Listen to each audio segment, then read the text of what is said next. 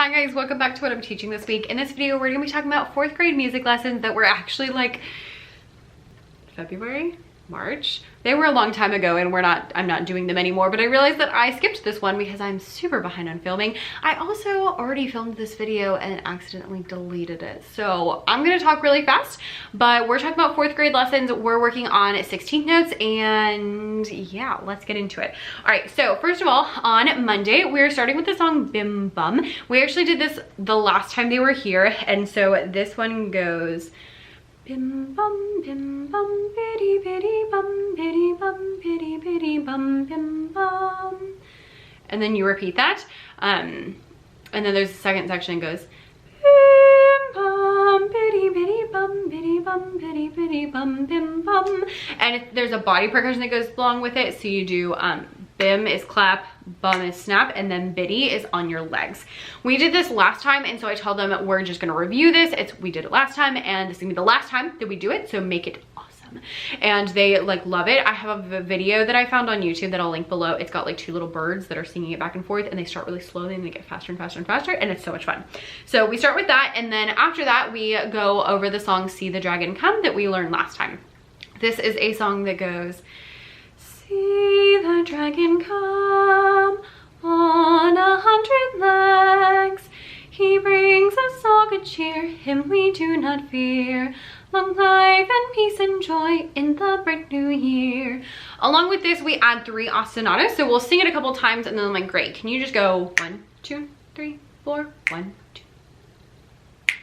And we do that, and then I'll sing along with it, and then I have them keep the beat on their legs, and then they do ta, ti, ti, ta, ti, ti, ta, ti, ti, ta, and we practice those 3 ostinatos along with the song.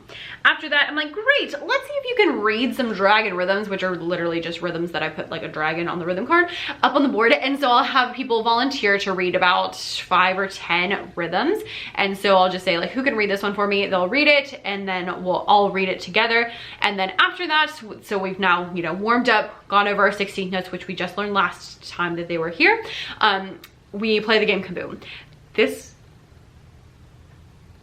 was the first time that we got to play Kaboom in like 2 years, and it was so exciting. I forgot how much I loved this game, and the kids love it too. So to play this, what you do is you get into groups, and everyone gets a bucket with little cards that have rhythms on it. I've also done rhythm sticks, but it's so much easier to do the cards because you can print them out and then just, you know, copy laminate than to write them all on popsicle sticks. So that's what I did. I used the version that is in my TPT shop, so I will link that down below if you don't want to, you know, go and like type all the rhythms out yourself. But you just put them into a little cup, and the kids take turns playing the game. So one person takes it out, they read the rhythm. If they get it right, they get to keep it. If not, they put it back in the cup, and then it's the next person's turn, next person's turn, next person's turn. If you get one that says Kaboom on it, then you put all of your cards back in the cup. So it's partially skill because you do not have to know how to say the rhythms, and then it's partially luck because you never know who's gonna get a Kaboom, and it also never ends because at some point someone's gonna get a Kaboom and have to put all their cards back in. So love that. While they're doing that, I usually have a couple of different, you know, stations around. I'll walk around and I'll listen to everybody read a rhythm, and I'll check off on my iPad actually, and just write down who is reading them correctly, who's still struggling, who needs more help, and all of that stuff so that I know where they are. And that's it for Monday. On Tuesday, the kids come in and we are going over the Alligator chant. This is one that I found on Best Music Notes. I'm Becca's music room. She's Best Music Notes. And she wrote this herself, and it's just a little 16th note chant. It's really cute, but it goes alligator high, alligator low, alligator fast, and then he's slow. Alligator up, alligator down, alligator on the farm and also in the town. And what we do with this is we separate it by the different rhythms, just like the Bim Bum did. And so when we have alligator, the 16th notes we put on our legs, and so we'll start with that. I'm like, great, can you play the 16th notes on your legs? We'll do alligator high, alligator low, alligator fast, and then he's slow. And then on the quarter notes we'll clap, and then on the 8th notes we'll snap. I'm like, great. And then we'll go over our after we get that, and then we'll do faster and faster and faster. So much fun.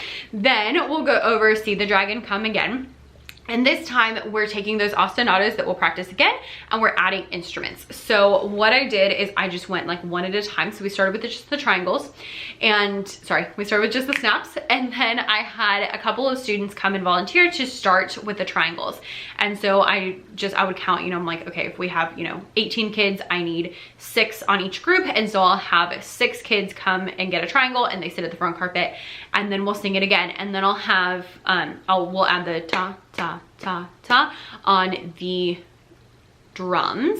And so then I'll have a couple kids volunteer to do the drums. Obviously not everyone gets their first choice, but we're gonna rotate, so it doesn't really matter. And then whoever's left over gets the rhythm sticks and they play ta, ti, ti, ta, ti, ti, ta. And so then we'll do it all together where the triangles come in, they play for 2 measures. The drums come in and play for 2 measures. The sticks come in and play for 2 measures, and then we'll sing, and then I'll cut them off and they get, you know, an extra 2 measures, extra 2 measures, extra 2 measures. So we like fade in and fade out. After that, I have them switch, so they go to the next instrument so that they get to try all of them. And this was a huge hit, really fun, and I really enjoyed it. So that was something that actually I'm gonna carry over to next time and already have because so that being said, after that, if we have extra time, some classes have not, just depending on how long all that took, then we watched a video that was talking about different Chinese instruments. I'm like, great. So these are all, you know, like our classroom instruments we have, and they have these in China, but there are some instruments that are from China that have been around for a really long time. And so we watched a video that has a bunch of those, and I have the kids tell me which one is their favorite at the end. So I'll link that video down below. It's like 8 minutes, I want to say. But it goes through a lot of different instruments that, you know, I haven't seen some of them, so the kids definitely haven't seen some of them. So it was really interesting. On Wednesday, we go over the Alligator chant a second time, and this time we're going faster and faster and faster. And after that, then we're learning a new song. And I'm like, great, let's see, can you play this rhythm? Can you play this rhythm? Can you play this rhythm? And then I'll put one that is the first rhythm to the song Love Somebody, which is what we're going to. And this song goes, love somebody, yes I do. Love somebody, yes I do. Love somebody, yes I do. Love somebody and it may be you. So the first one is T T T. Love somebody, yes I do. So it's T T T T T T ta. And so I'll have someone read it to me, and I'm like, great. And I'm like, all right, I'm gonna go to the next slide. Raise your hand when you think you can tell me this. And I like make a really big deal about like clicking the button to go to the next slide. And it's the same rhythm because it's 3 in a row. And they're like, and I'm like, no one can read the rhythm on the board. And they're like, but, and I'm like, no one can read the rhythm on the board. And someone will be like, can you read it? And they'll read it. And I'm like, oh, good job. And they just like think it's hilarious. And I make a really big deal about going to the next slide, which is the same thing again. And then the 4th slide is different because it has 16 notes in it. And so then I'm like, great, this is, actually goes along with the song. And so I'll put it up there, and then I'll say, you know, can you play the rhythm while I sing? And I'll sing the song. They love this song, by the way. I was a little worried 4th grade was gonna be like, oh, I love somebody, and like be kind of silly about it, but they love it. Both 4th and 5th grade, I've done it with both, and they are both obsessed. So we have been doing that. And then after that, I'm like, great, this time, let's see if you can make up your own rhythms. And I give them just like little cards that have quarter notes, 8th notes, 16 notes, all of that kind of stuff. And they get in groups and make rhythms. And if they do a good job, I'll bring them some instruments. They just like make a rhythm. I told them to make a rhythm and have someone in their group try to read the rhythm. And so they try to like stump each other, and it's really, really funny. But basically they just, you know, make up whatever they want.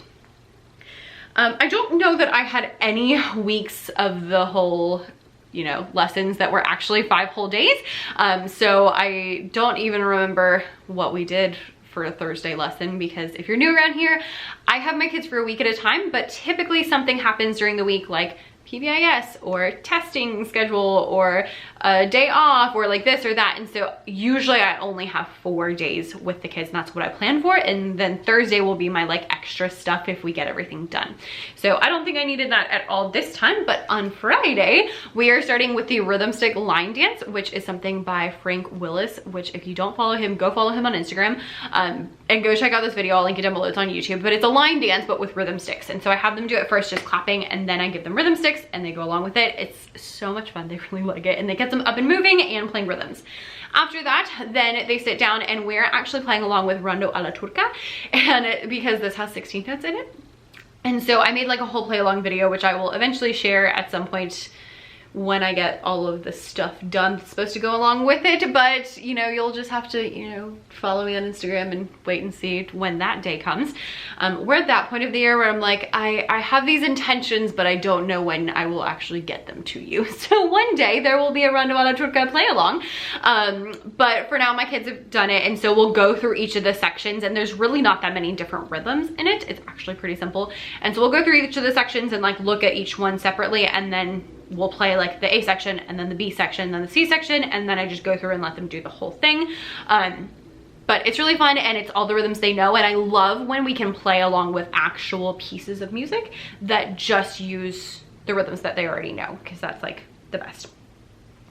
After that, then we do a really quick exit ticket where I just give them a piece of paper that literally has 4 boxes on it, and I just read off 4 different rhythms. They just write the rhythms that I am saying, and this way we are practicing them writing rhythms and also like dictation, you know, hearing the rhythm and writing it down, and it gives me more knowledge about who is where and what they are doing.